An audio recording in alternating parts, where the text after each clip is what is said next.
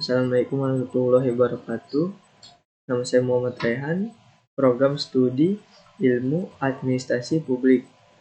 Saya akan menjelaskan teori administrasi chapter 4. Yang pertama, yang A, peran teori administrasi. Penulis dalam membahas peran teori dalam studi dan praktik administrasi publik meminjam konsepnya Stephen K. Bailey serta William L. Morrow. Peran teori berbeda-beda antara yang satu dengan yang lain, sesuai dengan jenis dan golongan masing-masing teori. Dalam Nicholas Henry tahun 1995, halaman 328, di mana mereka mengatakan bahwa pembahasan peran teori-teori administrasi publik atau negara sebaiknya menyangkut 4 jenis golongan teori sebagai berikut. Yang pertama, teori deskriptif. Teori-teori yang mendeskripsikan struktur bertingkat dari berbagai hubungan administrasi publik dengan lingkungan kerjanya. Yang kedua, teori normatif. Teori-teori ini yang berisi nilai-nilai yang menjadi alternatif keputusan yang seharusnya diambil oleh penyelenggara administrasi publik atau praktis, dan apa yang harusnya dikaji dan dianjurkan kepada para pelaksana kebijakan. Yang ketiga, teori asumtif. Teori ini yang memberi pemahaman yang benar tentang realitas seseorang administrator, suatu teori yang tidak mengambil asumsi model setan maupun model birokrat. Yang keempat, teori instrumental. Teori-teori ini berhubungan dengan peningkatan teknik-teknik manajerial dalam rangka efisiensi dan efektivitas pencapaian tujuan negara. Berikut ini saya jelaskan tentang 4 teori yang sebelumnya.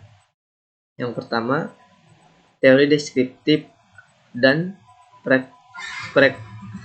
preskriptif menurut Stephen K. Bailey dalam Sundarso DKK tahun 2006 halaman 24.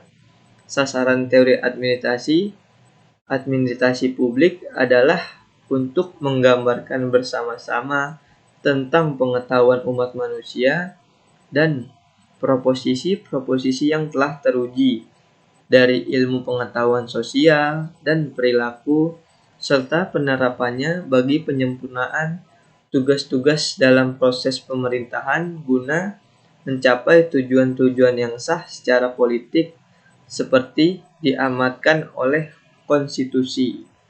Yang kedua, teori normatif. Ada teori lain yang mempengaruhi studi administrasi publik. Beberapa sarjana menyebutnya dengan teori normatif.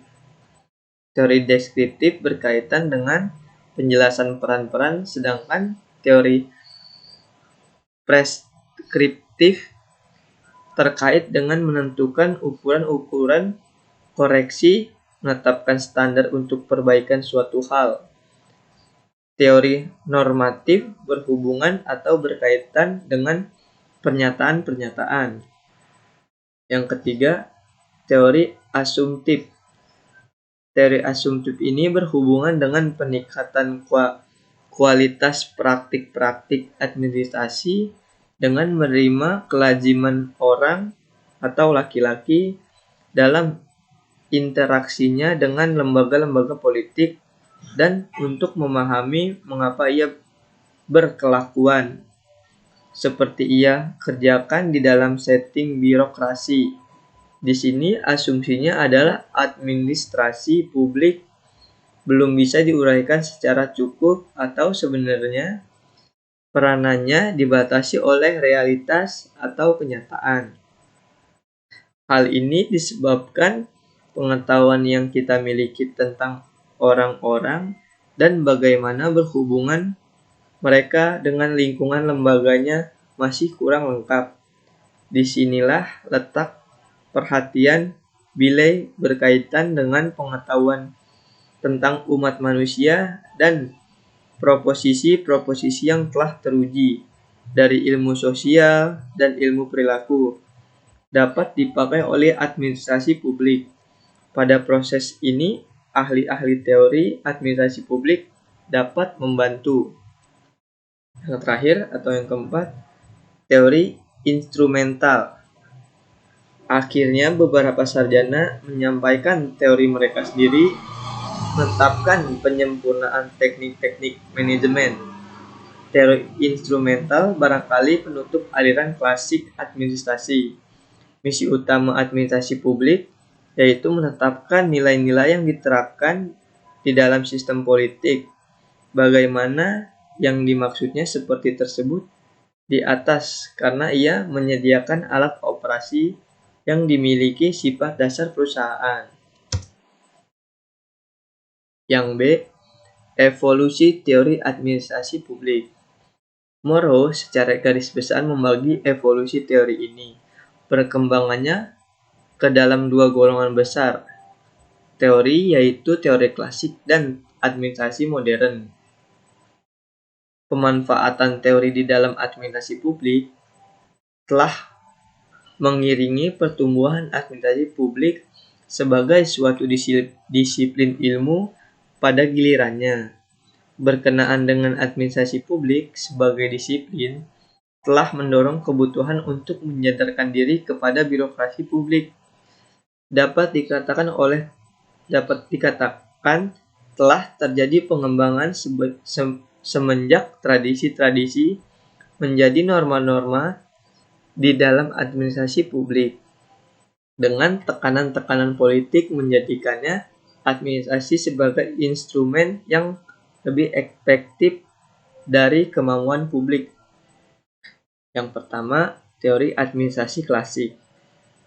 Banyak dugaan teori untuk administrasi publik merupakan awal yang mengasihkan. Dukungan teori datang dari sumber-sumber non-publik, terutama kajian-kajian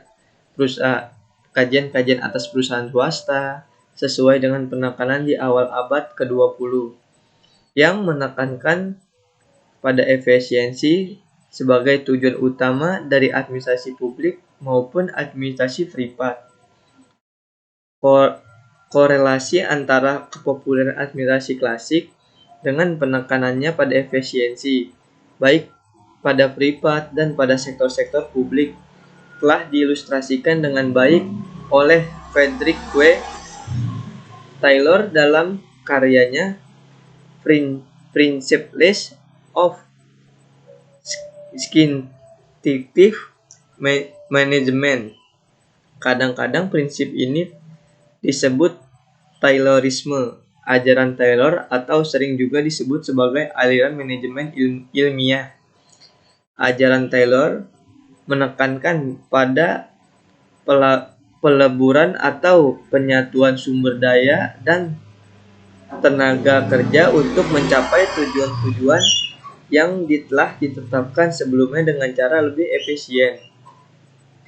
Teori administrasi modern suatu serangan hebat atas aplikasi yang mematuhi syarat prinsip-prinsip klasik ke administrasi publik terjadi setelah Perang Dunia Kedua, disertai oleh usaha seluruh ilmu-ilmu sosial, riset-riset atas pengambilan keputusan administrasi telah memberi petunjuk untuk dipertimbangkan pengaruh manusia sebagai masyarakat dan aktor politik. Teori klasik dalam pengertian ilmiah ini sehubungan dengan penekanannya untuk satu cara terbaik dalam membagi tenaga kerja, mensupervisi, merencanakan, melaporkan, dan mengkoordinasi. Terima kasih.